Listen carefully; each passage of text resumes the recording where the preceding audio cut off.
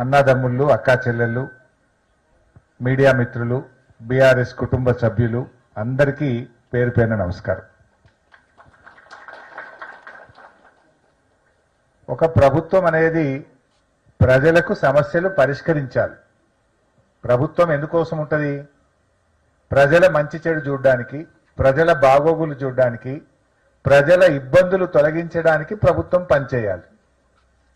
కానీ దురదృష్టం ఏంటంటే కాంగ్రెస్ ప్రభుత్వం వచ్చిన తర్వాత ప్రజలకు ఇబ్బందులను సృష్టిస్తూ ఉన్నారు.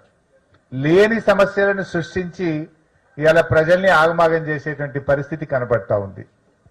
సోదరి స్వప్న మాట్లాడుతూ ఒక మాట అన్నది, పిల్లలు అమెరికా వెళ్ళాలంటే బ్యాంకులో ప్రాపర్టీని కుదబెట్టడానికో లోన్ ఎక్స్టెన్షన్ చేయడానికో బ్యాంకుకి వెళ్తే మీది 22A ఉన్నది, మీకు అప్పులు ఇచ్చేది లేదు పో అంటున్నారు.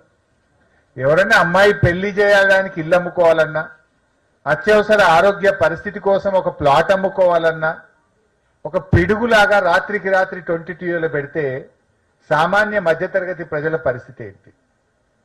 ఒక్కొక్క రూపాయి కూడా పెట్టి, ఇక్కడ ఎవరుంటారు పాపం, అందరూ సాలరైజ్డ్ ఎంప్లాయీస్, భార్యాభర్తలు ఇద్దరు కష్టపడి చిట్టీలు వేసుకొని ఒక్కొక్క రూపాయి జమ చేసుకొని ఓ ప్లాట్ కొనుక్కొని బ్యాంకులో అప్పు తెచ్చి ఇల్లు కట్టుకుంటారు. ఇవాళ ఏంటి, ఎంత తుగ్లక్ ప్రభుత్వం లాగా మారిపోయింది. అసలు ఈ నిర్ణయమే ఒక తుగ్లక్ నిర్ణయం. డాక్టర్ రాజశేఖర్ రెడ్డి గారు ముఖ్యమంత్రిగా ఉన్నప్పుడు 2008లో అర్బన్ ల్యాండ్ సీలింగ్ యాక్ట్ ను మన రాష్ట్రం అబాలిష్ చేసింది. 2008 సీలింగ్ ను చేయడం జరిగింది. కానీ ఈ తుగ్లక్ గవర్నమెంట్ ఏం చేసింది? అప్పుడెప్పుడో 1956లో ఆ రోజుల్లో ఇది ల్యాండ్ సీలింగ్ లో ఉంది గనక ఇప్పుడు మీరంతా 22Aలో పెట్టమంటున్నారు. మరి 1956 నుంచి ఇప్పటిదాకా ఎన్ని మార్పులు వచ్చినాయి? భారతదేశ ప్రభుత్వం ఏమో 1998 ఆ ప్రాంతంలోనే అర్బన్ ల్యాండ్ సీలింగ్ ఎత్తేసింది. మన రాష్ట్రం 2008లో అడాప్ట్ చేసుకొని అర్బన్ ల్యాండ్ సీలింగ్ ఎత్తేసినాం. అర్బన్ ల్యాండ్ సీలింగ్ ఎత్తేసిన తర్వాత ఒక చట్టం చేసిన తర్వాత ఈ రోజు మళ్ళీ దీన్ని సీలింగ్ లో పెట్టి నిషేధిత జాబితాలో పెట్టడం అంటే ఒక పిచ్చి తుగ్లకు నిర్ణయం. ఇది అనాలోచిత నిర్ణయం. కమిషన్ల కోసమో డబ్బుల కోసమో ఇలా ప్రజల ఉసురు పోసుకుంటున్నటువంటి పరిస్థితి. ఈ ప్రభుత్వం వచ్చిన తర్వాత ఏమైపోయిందంటే ఒకవైపు ప్రభుత్వ భూములు అమ్మేస్తున్నారు. ఇవాళ పొద్దున కూకట్పల్లి నుంచి నా దగ్గరికి చిన్న పిల్లలు వచ్చినారు. కూకట్పల్లి హౌసింగ్ బోర్డులో ఒక 1000 గజాల పార్క్ ఉందట, చిన్నపిల్లలు ఆడుకుంటారట. దాని కాంపౌండ్ వాల్ ఉంది, లోపల ప్లే గ్రౌండ్ ఉన్నది. ఆ 1000 గజాల స్థలాన్ని యాక్షన్ పెట్టిందట కూకట్పల్లిలో. పార్కును అమ్మకానికి పెట్టినారు, ప్రభుత్వ స్థలాలను అమ్మకానికి పెట్టినారు. రేపు గుడి కట్టడానికో, బడి కట్టడానికో, దవాఖాన కట్టడానికో, పిల్లలకు పార్కు కోసం కూడా భవిష్యత్ అవసరాలకు స్థలాలు లేకుండా ఉన్న భూములన్నీ అమ్మే కార్యక్రమం ఒకవైపు చేపట్టినారు. ఇంకోవైపు అసైన్డ్ భూములు, ఎస్సీ ఎస్టీ బీసీలు పేదల అసైన్డ్ భూములు అడ్డగోలుగా లాక్కొని ఇలా అసైన్డ్ భూములు ఎస్సీ ఎస్టీలకు దూరం చేసే కుట్ర జరుగుతూ ఉంది.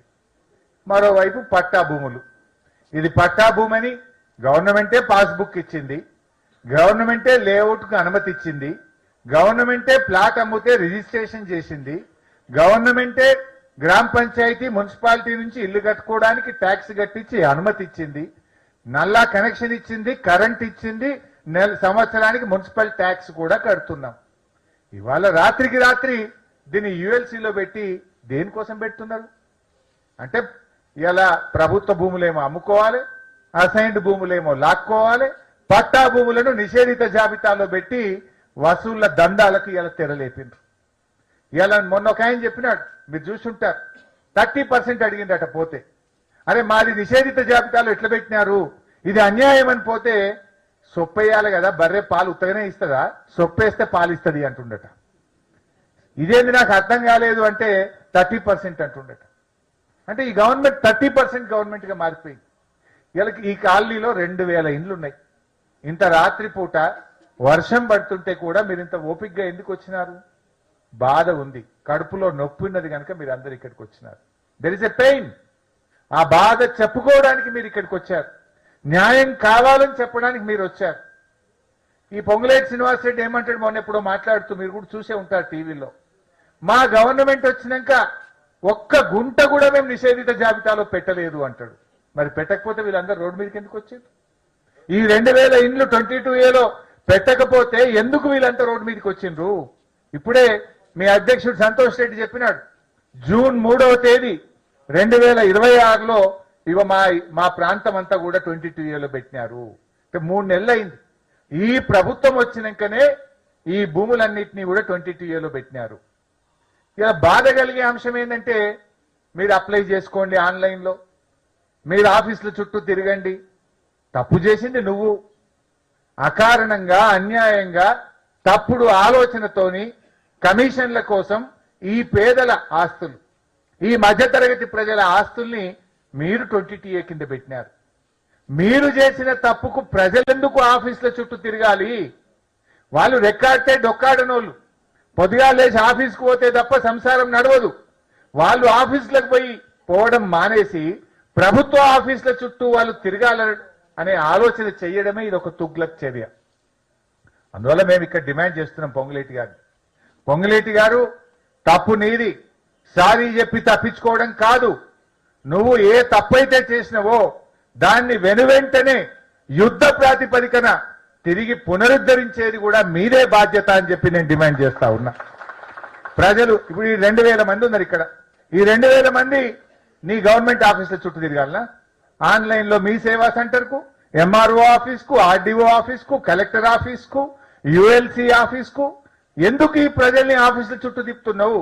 ఎందుకు ఈ పేద ప్రజల్ని వ్యయ ప్రయాసాలకు లోన్ చేస్తున్నావు? తప్పు మీది కనుక ఆ తప్పును సరిదిద్దాల్సిన బాధ్యత కూడా మీదే అని చెప్పి ఈరోజు వీళ్ళందరి పక్షాన మేము డిమాండ్ చేస్తా ఉన్నాం. రేవంత్ రెడ్డి కూడా తప్పించుకుంటుండు. ఇదేదో అధికారులు చేసిన తప్పు. అధికారులు తప్పు చేస్తారా? అంత ధైర్యం ఉంటుందా? ఒక ఊర్లో అయిందా? ఒక కాలనీ అయిందా? తెలంగాణ వ్యాప్తంగా 40 లక్షల ఎకరాలు ఇవాళ నిషేధిత జాబితాలో పెట్టినారు. ఇంట్లో ఇండ్లున్నాయి, గవర్నమెంట్ ఆఫీసులున్నాయి, వ్యవసాయ భూములున్నాయి. నిన్న పటాన్ చెరువు వాళ్ళు వచ్చి చెప్తా ఉన్నారు, అమీన్పూర్ పోలీస్ స్టేషన్ కూడా నిషేధిత జాబితాలో పెట్టిరట. పోలీస్ స్టేషన్నే నిషేధిత జాబితాలో పెట్టిరట.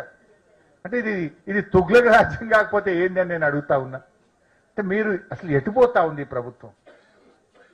మీకు తెలియదు ఏంటంటే మొత్తం జూబ్లీ హిల్స్ నిషేధిత జాబితా, సరూర్ నగర్ నిషేధిత జాబితా, బంజారా హిల్స్ హౌసింగ్ సొసైటీ నిషేధిత జాబితా, కొన్ని లక్షల ప్రాపర్టీలు రాత్రికి రాత్రి నిషేధిత జాబితాలో పెట్టి ప్రజల్ని ఆగం చేసింది.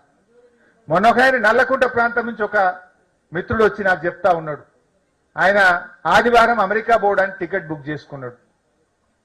శుక్రవారం ఏమో 15 ఆగస్టు, గురువారం నాడు రిజిస్ట్రేషన్ స్లాట్ బుక్ చేసుకున్నాడట. పైసలు కూడా కట్టిండు రిజిస్ట్రేషన్ ఆఫీస్లో. స్లాట్ బుక్ చేసుకున్నాడు.